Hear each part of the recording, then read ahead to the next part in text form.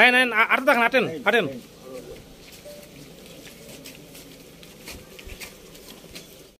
ও দুজন দাম না, হ্যাঁ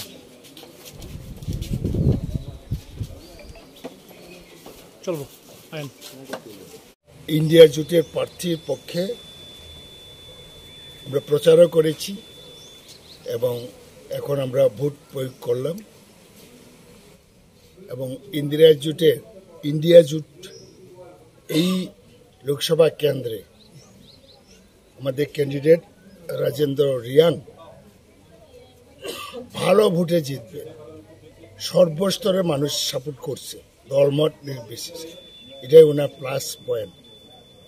এটা সাংঘাতিক ব্যাপার, কারণ সিম্বল আরেক পার্টি, ক্যান্ডিডেট আরেক পার্টি, এইসব ব্যাপার নিয়ে ট্রাইবেলের মধ্যে নন ট্রাইবেলের মধ্যে ক্রিয়া করছে। 2 নম্বর হলো এনআরসি নিয়েও একটা প্রশ্ন আছে, সুপ্রিম কোর্টে মামলা হয়েছিল। নানা ব্যাপারে এখন আমাদের ক্যান্ডিডেট দৌড়ে নাম্বার 1-এ আছে।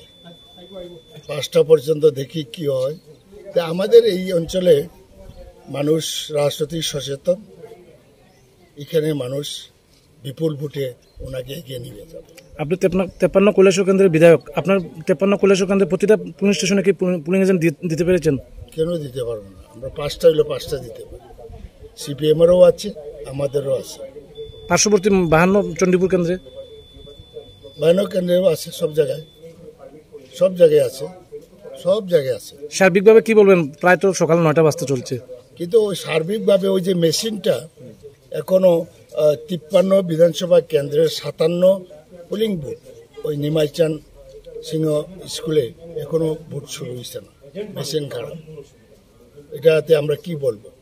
কারণ রাত্রেবেলা তো রেডি করে রাখা উচিত ছিল যারা পুলিং স্টাফ, তারা তো পিকনিক মুডে আছে, অনেকে, সবাই না, পিকনিক মুডে আছে। সুতরাং সকালবেলা এই হ্যারাস হচ্ছে, বহু মানুষ লাইনে আছে এবং ওইখানে বেশ কিছু জায়গাতে, কয়েকটাতে ইয়াজে খবরাতে যুবরাজনগর এটা চেঞ্জ করেছে, কমপ্লেন করেছে।